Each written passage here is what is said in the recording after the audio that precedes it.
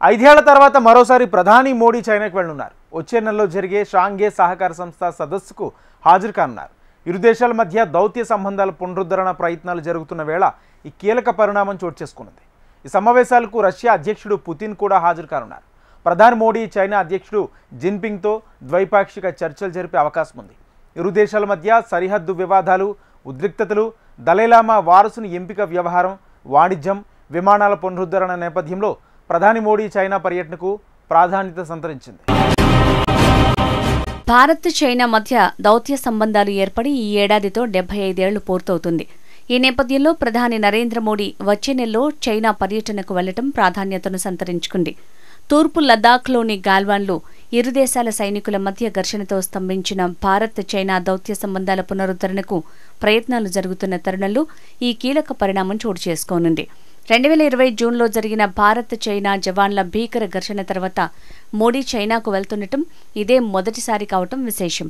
ఆయన చివరిసారిగా 2019లో చైనాలో పర్యటించారు. ప్రధాని మోడీ 2015 నుంచి ఇప్పటి వరకు 5 సార్లు చైనాలో పర్యటించారు. చైనా పర్యటన కంటే ముందు ప్రధానమంత్రి జపాన్లో పర్యటిస్తారని సమాచారం. ప్రధాని మోడీ చైనా పర్యటన దౌత్యపరంగా కీలకమైన ముందడుగు అవుతుందని అంచనా వేస్తున్నారు. చైనాలోని తియాన్జిన్ నగరంలో ఆగస్టు 31, సెప్టెంబర్ 1 తేదీల్లో జరిగే షాంఘై సహకార సంస్థ SCO శిఖరాగ్ర సదస్సులో ప్రధాని మోడీ పాల్గొననున్నారు. ఈ సమావేశాల్లో రష్యా అధ్యక్షుడు వ్లాదిమిర్ పుతిన్, ఇతర దేశాధినేతలు పాల్గొంటారని భావిస్తున్నారు. బీజింగ్ పర్యటనలో భాగంగా చైనా అధ్యక్షుడు షీ జిన్పింగ్తో ప్రధాని మోడీ ద్వైపాక్షిక చర్చలు జరిపే అవకాశం ఉన్నట్లు తెలుస్తోంది. ఈ నేతలిద్దరూ గతేడాది అక్టోబర్లో రష్యాలో కజాన్లో జరిగిన బ్రిక్స్ సదస్సు సందర్భంగా ముఖాముఖి సమావేశమైన సంగతి తెలిసిందే. ఈ కీలక భేటీ తర్వాతే ఇరు దేశాల మధ్య సంబంధాలు పూర్వస్థితికి తీసుకురావాలని నిర్ణయించారు. ఇరు దేశాల మధ్య సరిహద్దు వివాదాలు, ఉద్రిక్తతలు, దలైలామా వారసుని ఎంపిక వ్యవహారం, వాణిజ్యం, వీసాలు, విమానాల పునరుద్ధరణ నేపథ్యంలో ప్రధాని మోడీ చైనా పర్యటనకు ప్రాధాన్యత ఏర్పడింది.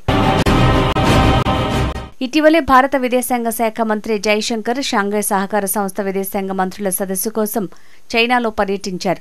ఈ సందర్భంగా చైనా అధ్యక్షుడు షీ జిన్పింగ్ ని మర్యాదపూర్వకంగా కలుసుకున్నారు. ఆ దేశ ఉపాధ్యక్షుడు హాన్ జంగ్, విదేశాంగ శాఖ మంత్రి వాంగ్ యీతో కూడా విడిగా భేటీ అయ్యారు జైశంకర్.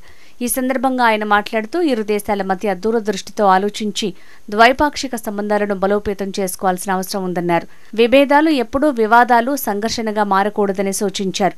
ఇరు దేశాల మధ్య ఉద్రిక్తతల నేపథ్యంలో ద్వైపాక్షిక సంబంధాల విషయంలో గత 9 నెలల్లో కీలక పురోగతి సాధించామని, సరిహద్దు వెంబడి ఘర్షణ వాతావరణం లేకుండా చర్యలు తీసుకున్నామని గుర్తు చేశారు. 5 ఏళ్ల విరామం తర్వాత ప్రఖ్యాత మానస సరోవర్ యాత్ర పునఃప్రారంభమైనందుకు చైనాకు కృతజ్ఞతలు తెలిపారు జైశంకర్. అంతకుముందు గత జూన్ నెలలో భారత రక్షణ శాఖ మంత్రి రాజ్నాథ్ సింగ్ చైనాలోని క్వింగ్డావోలో షాంఘై సహకార సంస్థ సభ్య దేశాల రక్షణ మంత్రిత్వ స్థాయి సదస్సులో పాల్గొన్నారు.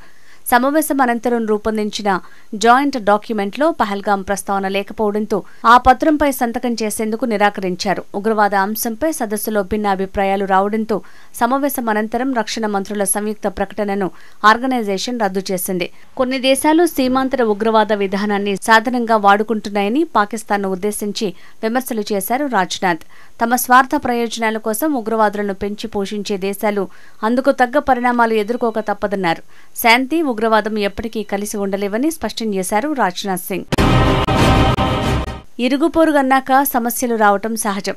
అందున చైనా దేశం పొరుగున ఉంటే ఇవి మరింత క్లిష్టం కావటం, అవి ఘర్షణలుగా రూపాంతరం చెందటంలో ఆశ్చర్యం లేదు. సరిహద్దులో ఎవరి భూభాగం ఎంతవరకు ఉందన్న అంశంలో మాత్రమే కాదు, పాకిస్తాన్తో మనకు సమస్య తలెత్తినప్పుడల్లా ఆ దేశాన్ని నెత్తిన పెట్టుకోవడం చైనాకు అలవాటైంది. పహల్గాం ఉగ్రదాడి, ఆపరేషన్ సింధూర్ సమయంలో పాకిస్తాన్కు చైనా మద్దతుగా నిలిచింది. చైనా వ్యవహార శైలితో కొన్ని ఇబ్బందులు ఉన్నా ఇరు దేశాల మధ్య సంబంధాలు కొంత మెరుగయ్యాయని చెప్పొచ్చు.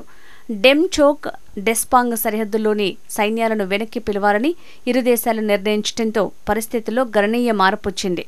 5 ఏళ్ల జాప్యం తర్వాత అయినా ఈ పరిణామం చోటు చేసుకోవడం హర్షణీయం.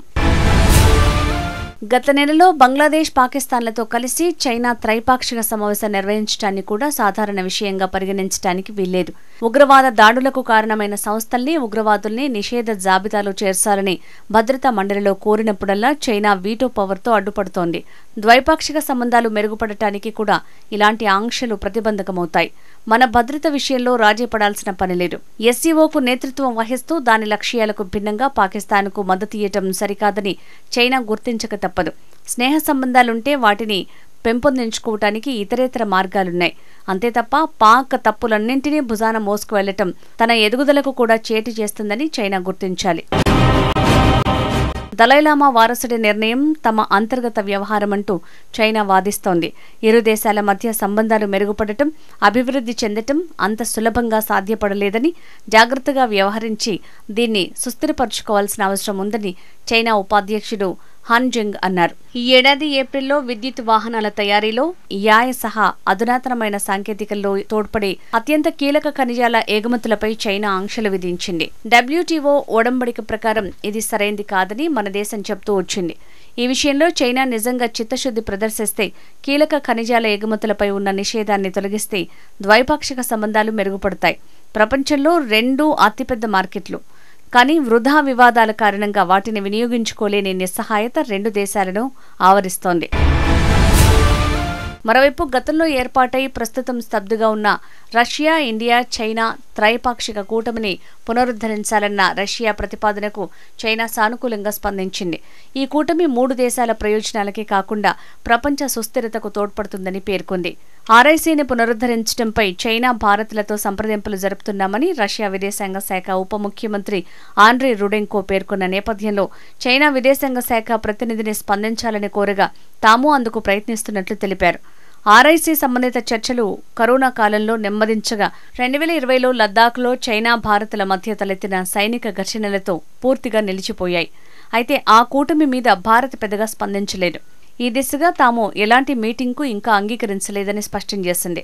రష్యా, ఇండియా, చైనా కూటమి ఫార్మాట్లో ఎలాంటి మీటింగ్కు ప్రస్తుతం మేము అంగీకరించలేదు.